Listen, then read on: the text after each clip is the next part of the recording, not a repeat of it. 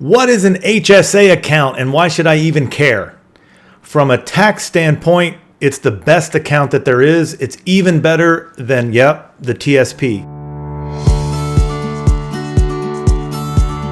Welcome back to the channel, guys. I'm Chris Barfield of BarfieldFinancial.com. I am a retired Furzonian. I'm a CPA, a FERS expert, and I've never been to a Diddy party. Today we're going to be talking about the health savings account. What exactly is an HSA? Maybe you've heard about them. Some people rant and rave about them. They love them. I'm one of those people. I love it. What exactly is it? It sounds complicated. It is complicated because it's intertwined with your health insurance. We have an open season starting next week as I record this in November. So this is a perfect time to talk about the health savings account. First of all, do not confuse this with a flexible spending account, an FSA. That is far more common in my experience in the federal government. Lots of people have FSAs. So I'm going to explain it. Normally when I talk about this in my retirement seminars, I explain it from the concept of an FSA because I think more people understand that. It's more common. A lot of people have that. So an FSA is something that you can contribute to. You have money taken out of your paycheck every pay period, say $100 or so, and it goes into an FSA account, flexible spending account, and then you use that money for medical expenses, going to the doctor, buying Band-Aids, whatever. Why does somebody do this? Well, it helps from a tax standpoint. Every dollar that you contribute to your FSA reduces your taxable income right now.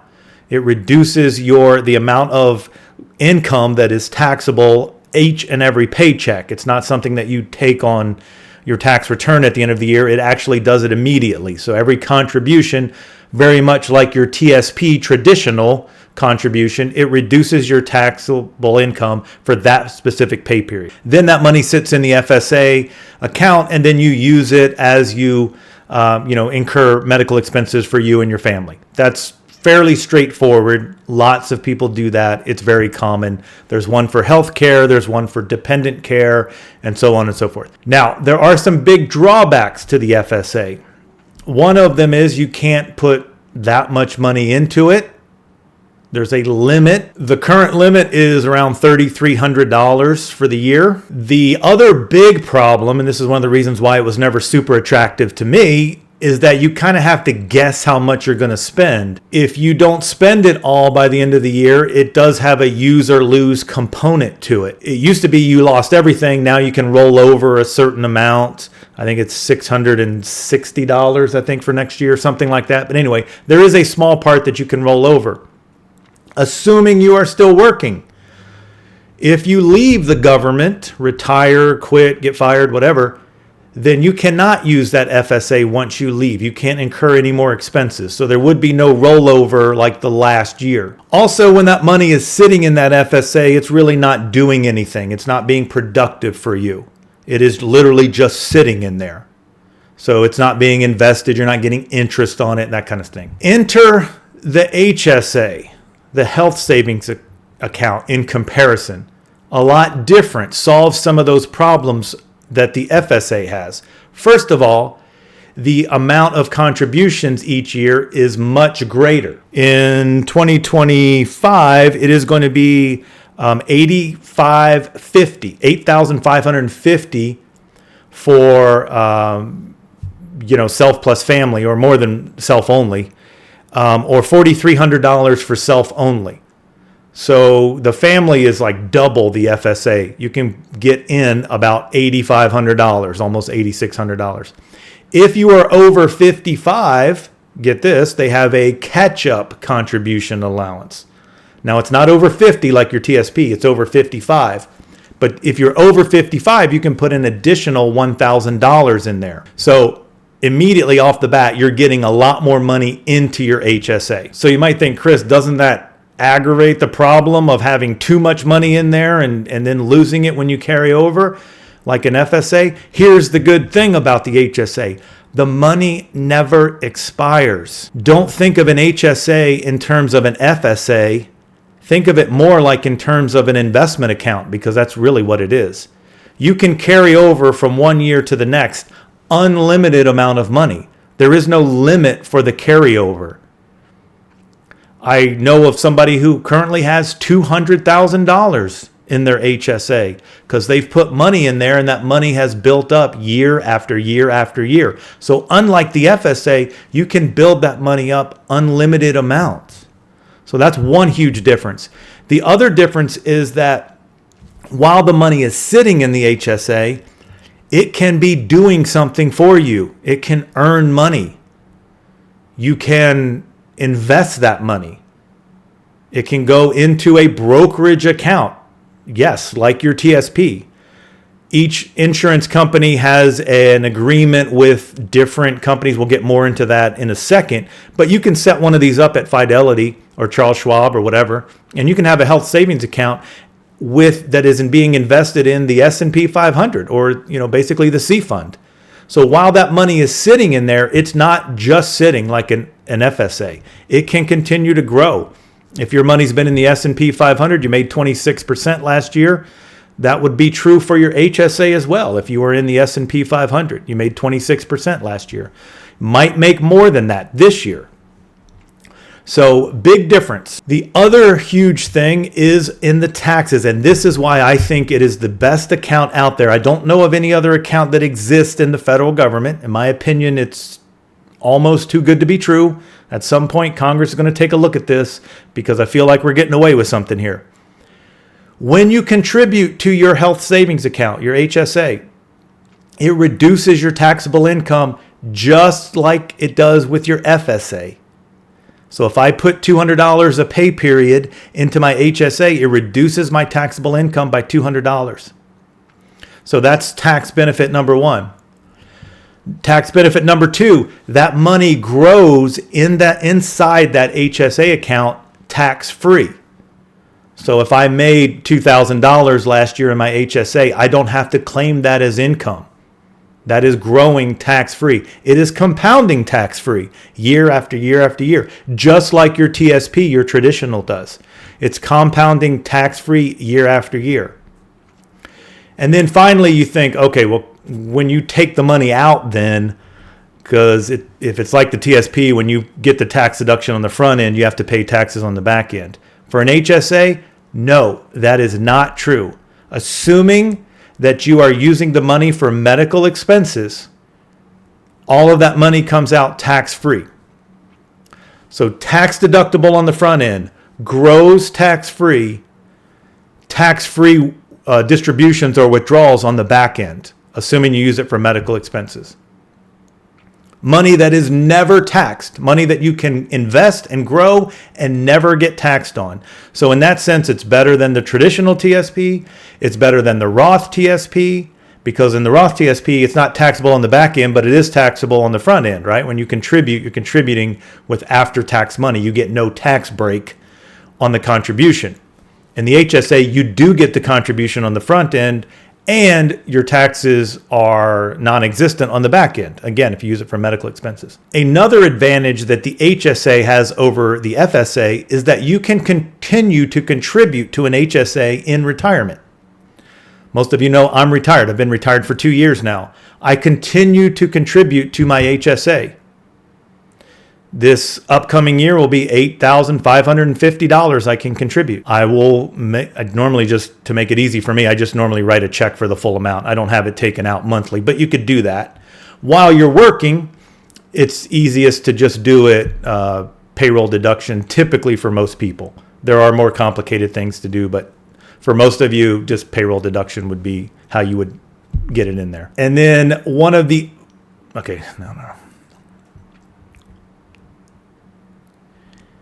And then here's one of the biggest benefits of the HSA that's completely different than the FSA.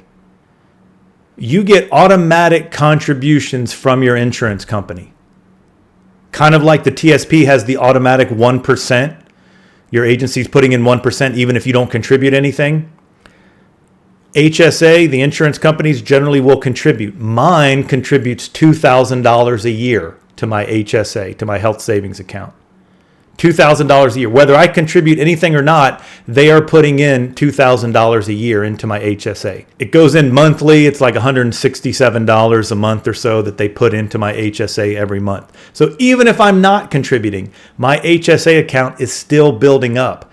That is not true with an FSA. Again, the money, I can't stress this enough, because when I teach this in retirement seminars, people always ask, well, what happens if you die? What happens if the money never goes away. It doesn't expire. There's no time limit on it.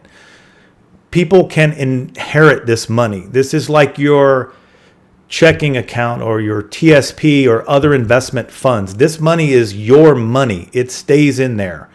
And then it doesn't expire or go away. You can contribute to it, like I said, up until retirement, or in retirement, I should say, while you're working or in retirement.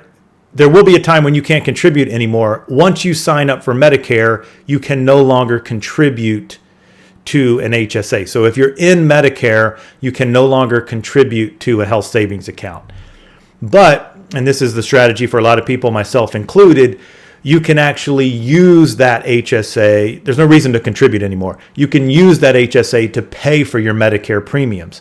So the more that I explain this, it might start occurring to you that this sounds an awful lot like some sort of retirement account or like an IRA, because of the rules and the catch up and when you can use it and all that kind of stuff. It is very similar to an IRA. In fact, a lot of times it's called a medical IRA, because that's how it works. You're putting money into an account, you're building money up, and then the plan is for you to use it either in the future, which is what my plan is. Typically, we use it in the future. We're planning on using it in the future. But you can also use it immediately. There's no requirement for you to wait. It's just like the FSA. If I put money into my HSA and I go to the doctor next week, they give you a little debit card. I can just swipe the debit card and it comes right out of my HSA, and there's no issue with that. And we've done that for bigger expenses as well. So I mentioned several times, because I wanted to drive it home, if you use your money, your HSA money, for medical expenses, it's not taxable. But what happens if you don't use it for medical expenses? Well, we're back now to sort of the IRA type rules. Depending on your age, when you use it, there's different things, and there could be some penalties. So if you use your HSA money for something other than qualified medical expenses, like you decide you just want to go out and buy a Corvette, if you can do that, the money's yours, okay? But you lose the tax provisions.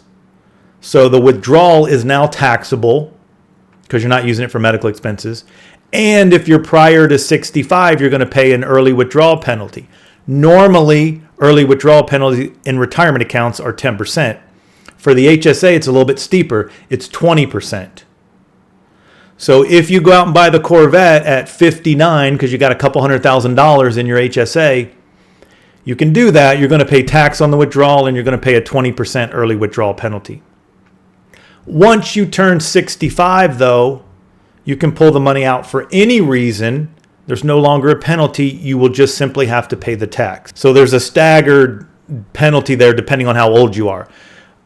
Early withdrawal, which in this case means before 65, 20% penalty, plus it's taxable. After 65, if you use the money for a Corvette or whatever it is, a vacation, then you'll have to pay taxes on it, but you won't pay the early withdrawal penalty because it won't be early at that point. Okay, but if you use the money for medical expenses, I want to reiterate this so you don't get confused. You can use it at any time. You can use it right now. I don't care if you're 35 years old and you have money in your HSA and your kid goes to the doctor, emergency room, you can swipe your debit card, use the HSA immediately.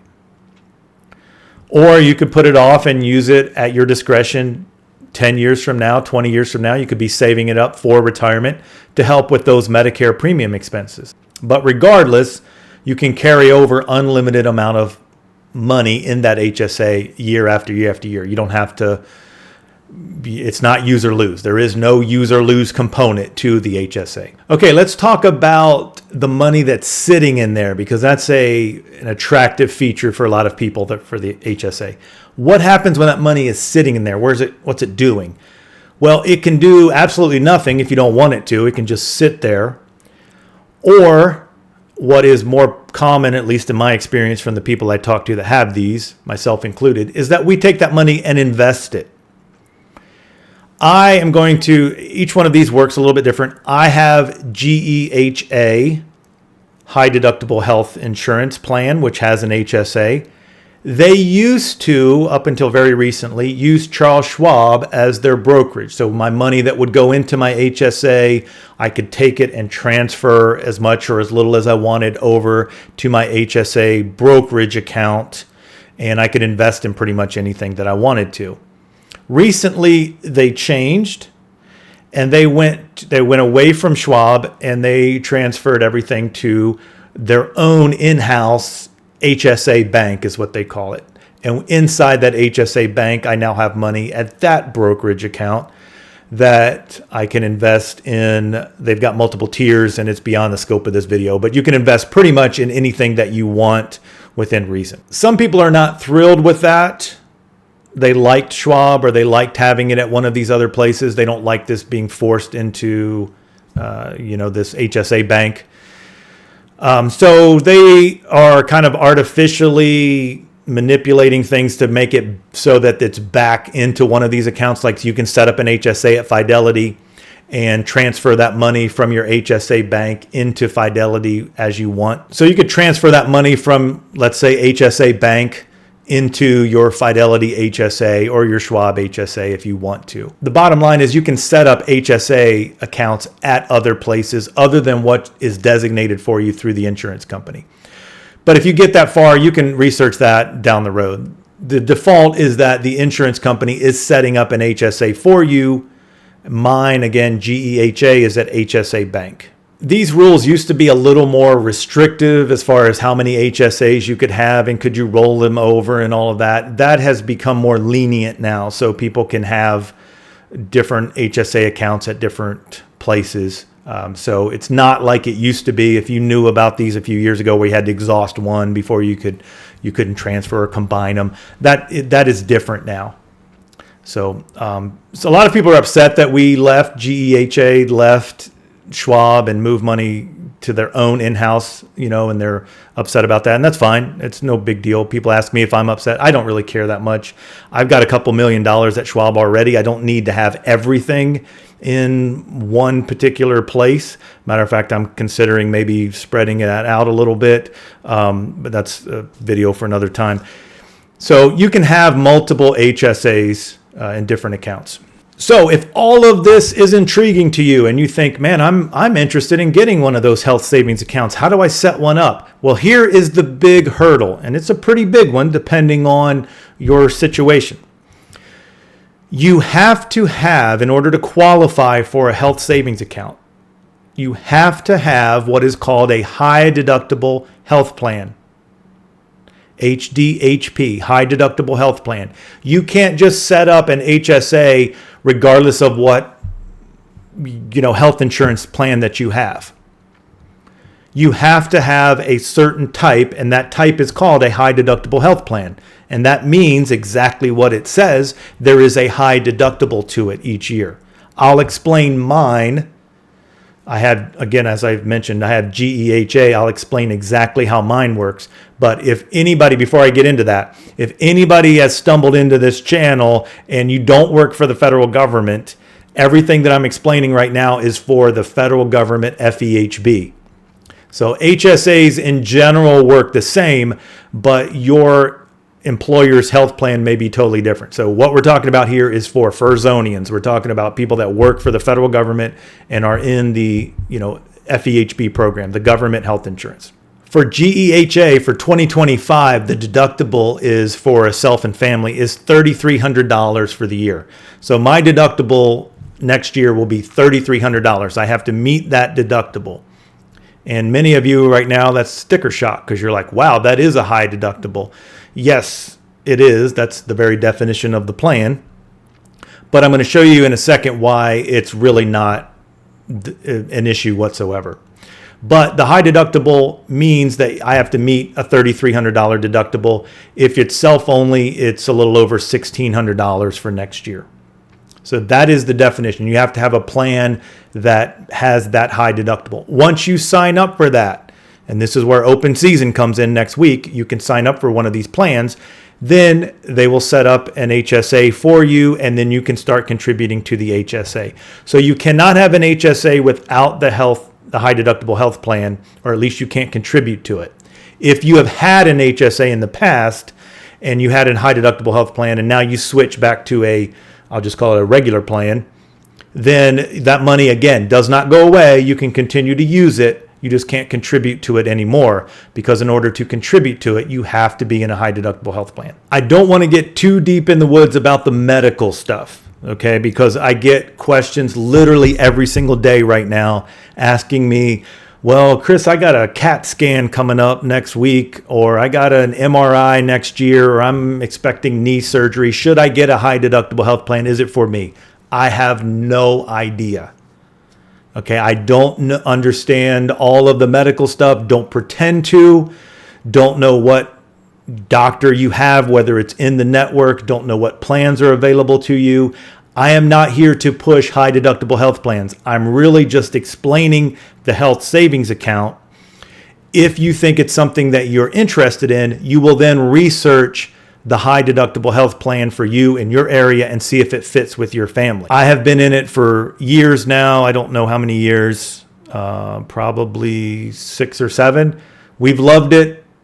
We have no issues with it whatsoever. I have no plans to ever leave it. There may be some instances out there where the high deductible health plan is not for you. And it's not just because you go to the doctor a lot. That is probably not a reason not to have it. I'm going to explain those numbers in a minute. But I did get an email from a subscriber this week whose spouse is on a special type of prescription medication that's thousands of dollars under their high deductible health plan. There is a limit to how much you have to pay out of pocket per year. So you're not on it, on the hook for hundreds of thousands of dollars. I think the maximum out of pocket for next year for GEHA is $12,000. But that would mean that you've incurred, hundreds of thousands of dollars of medical expenses if you've reached that. But in their case, for whatever reason, he's saying that the particular prescription that they have is not covered. And so they've been under the HDHP, the high deductible health plan, and they're thinking about leaving it. And that's perfectly fine. You've got to do what works for you. My wife and I are not on any type of prescription meds. My kids aren't. I don't have to deal with any type of prescription. I don't even understand the prescription meds. I don't know. Somebody gives me the name that they need, 10,000 milligrams of the Bill Gates 5X every month. I don't know. I don't know how much that costs. I don't know what it is. I don't know if it's a specialty drug or a regular drug. I don't know if there's a generic. I know nothing about that stuff. All right. I stick to the financial realm. All I know are the commercials that, do you snore? Take this medication, but you might die from it. That's all I know about medication. So I'm not an expert. I don't pretend to be any type of an advisor about whether or not you should change your health insurance. I'm simply explaining the health savings account and the hurdle that you have to get one of those, or to qualify for one of those, is have a high deductible health plan. When we switched, one of the concerns that my wife had was if we have to change doctors, because she liked the doctors that she was going to and she was not interested in changing. So if we were to have to leave all of our doctors and start new ones, that probably would have been a deal killer for us. But we initially switched from Blue Cross Blue Shield to Aetna, high deductible health plan. All of the same doctors were all on the same network. There was no change whatsoever. We just started paying less. And then Aetna got a little expensive and we switched to GEHA. And again, same doctors, same network. We're just paying even less. So it may be for you, it may not be for you, but I get an email every single day about, what about me? I've got this. I'm too old to get a high deductible health plan because I'm 55 or whatever. Well, you might think in your mind you're too old. I don't know. By law, you're allowed to continue to contribute until 65 or until you get on Medicare. So I don't know if it's for you or not. That's not the purpose of the video. So if you're having trouble getting over the steep cost of the high deductible, let me explain a few things to you. Number one, the deductible is $3,300. That does not mean that I have to pay all medical expenses as if I didn't have health insurance. A lot of stuff is already covered. Preventative care there's no charge for the vast majority of preventative care. There are negotiated rates with doctors' offices, hospitals. You guys are probably familiar with negotiated rates. If you don't have health insurance at all, you're completely uninsured, and you go to the emergency room and it's $100,000. But then if you have health insurance, the emergency room will bill that health insurance company, $5,000 for the exact same thing, because that's their negotiated rate. And then under the high deductible health plan, you may pay a percentage of that, 5% or whatever. So it's not like you're completely on the hook for everything. There's no health insurance benefit until you hit the $3,300 deductible. But your deductible is higher. There's just no way around that. But remember, the insurance company provides $2,000 a year to my HSA. So if I'm on the hook for $3,300, but they're giving me $2,000 back, I have a net outlay right now of $1,300. So right away, right off the bat, I am out $1,300 at most before the insurance kicks in at 90% of whatever the procedure is, or the negotiated rate. The other part that helps offset, and actually completely offsets the high deductible, is the fact that when you sign up for a high deductible health plan, you pay lower premiums than regular plans. When we switched from Blue Cross to Blue Shield, we saved a lot of money per pay period. Blue Cross Blue Shield has gone up a lot more than the high deductible health plans, at least our high deductible health plans. So now the savings is even greater, and it's way more than $1,300 a year that we save compared to the plan that we used to be in. So even with the high deductible that I have every year, I'm still paying less money than when we were with Blue Cross and Blue Shield. Plus I have the tax benefits, plus I have the HSA. So for us, it has worked out perfectly. Even if I had a lot of medical expenses, I'm still paying less, so I would have to have a tremendous amount of health expenses that were not covered for some reason over and above the amount that the health insurance company gives me of $2,000 a month, plus the savings compared to Blue Cross Blue Shield. So we would have to have a lot of medical expenses continuously and routinely for it not to be worth it. So I just don't foresee anything, even if we had now that one outlier of these really high meds that are like $6,000 a month or whatever, something crazy like that, that would probably kick us out of a high deductible health plan. I would probably at least reevaluate that for sure.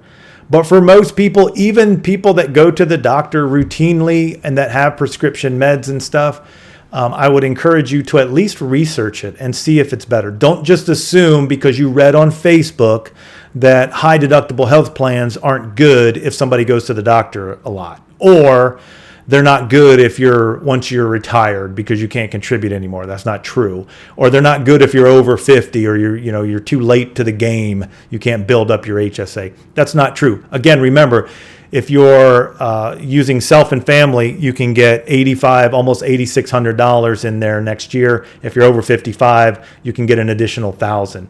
So it can build up fairly quickly.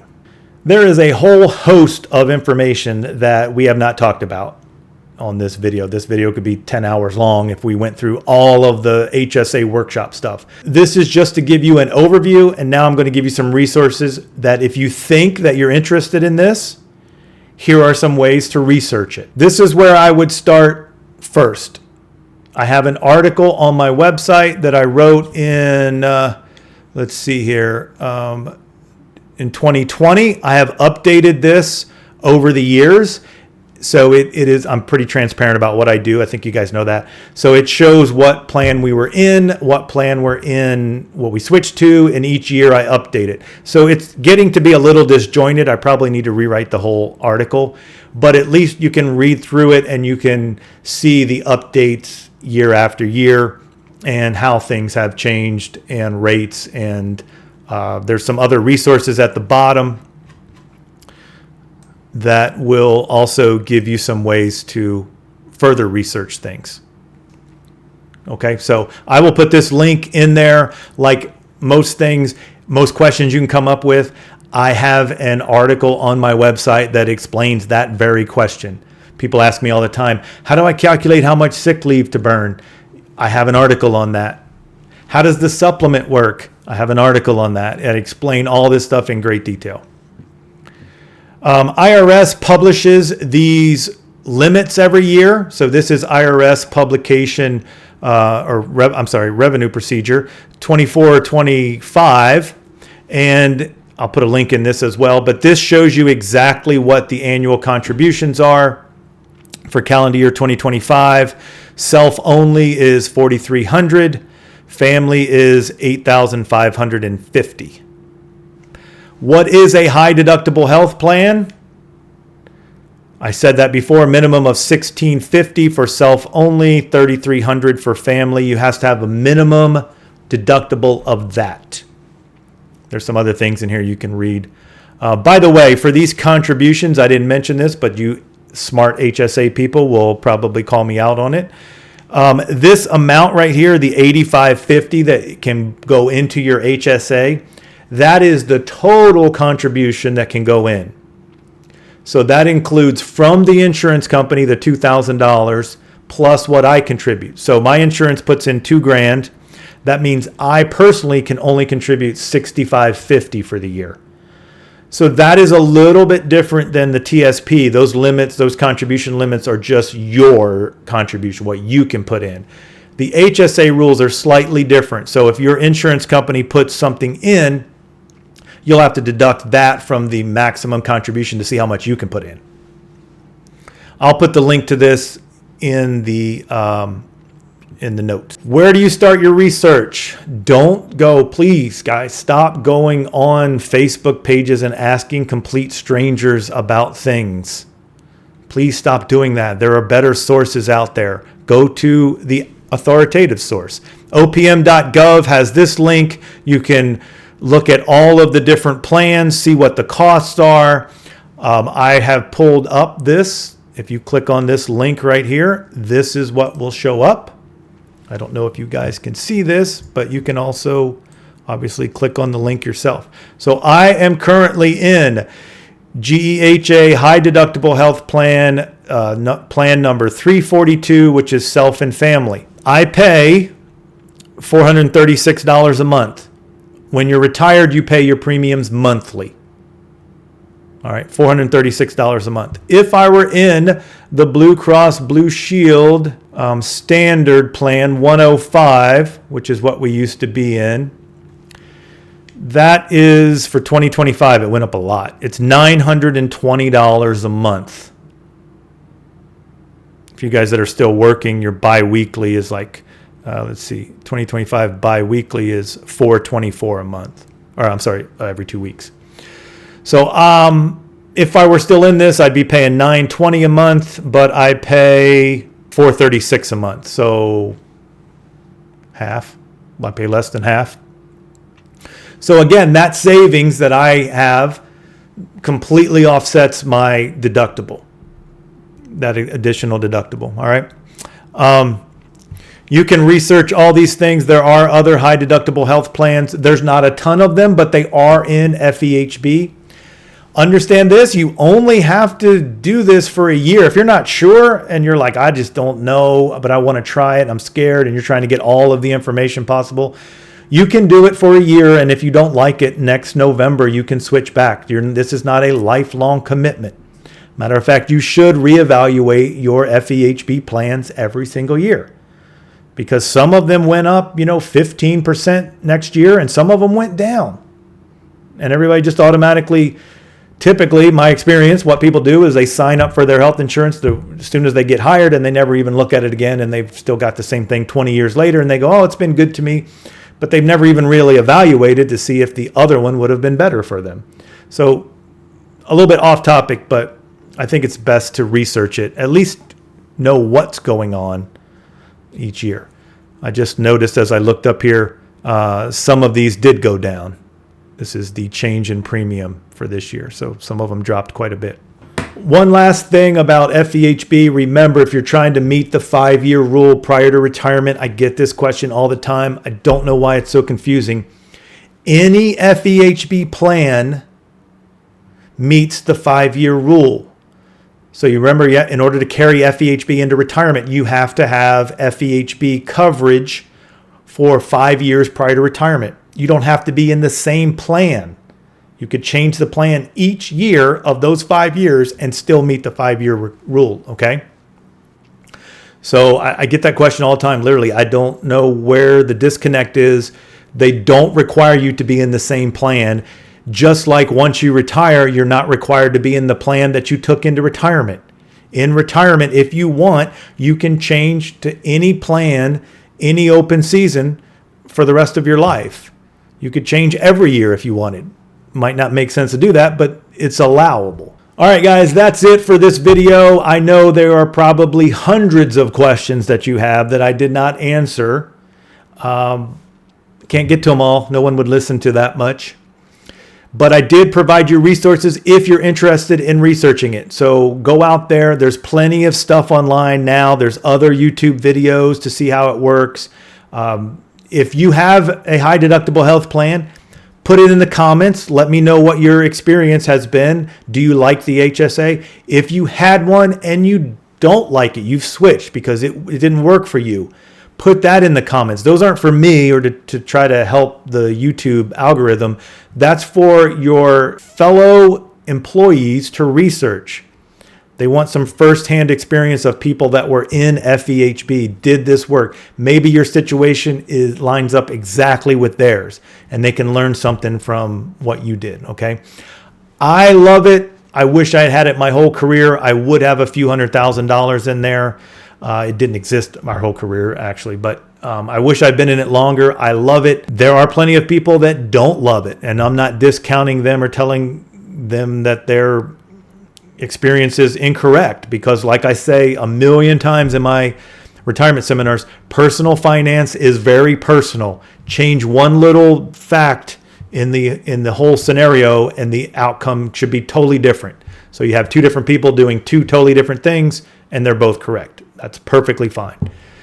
So I'm not encouraging you to switch. I'm encouraging you to at least be aware of the HSA, the health savings account. If you have a CPA or you have a financial planner, talk to them about the health savings account.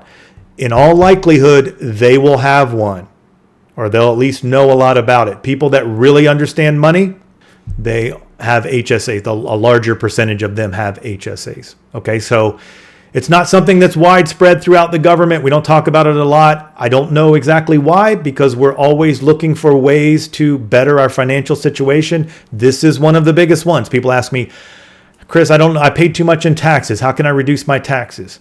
Well, contribute more to a traditional TSP, contribute to an HSA.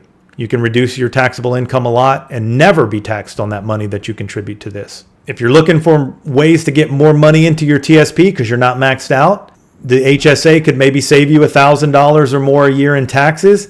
That frees up $1,000 that can go into TSP, and now you've compounded on your wise decisions, your investment decision. All right, guys, I don't want to bore you anymore. Like, subscribe, share it with other people. Put your comments in down below, and occasionally I pick somebody to send a world famous Barfield Financial Yeti mug to. So that's my bribe for getting you guys to participate. I know I have to bribe government employees to get their buy-in. Like and subscribe, like I said, share it with other people, and feed your TSP. And hey, feed that HSA too.